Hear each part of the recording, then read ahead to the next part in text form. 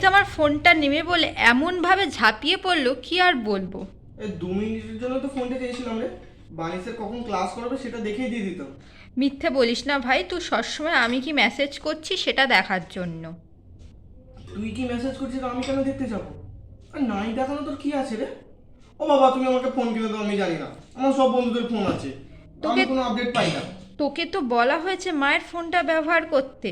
আমাদের সময় তো একটা বই কেনার জন্য মায়ের কাছে বায়না করতে হতো, ফোন ছিল না বলে। আর কি আমরা পড়াশোনা করিনি নাকি ক্লাসে যাইনি?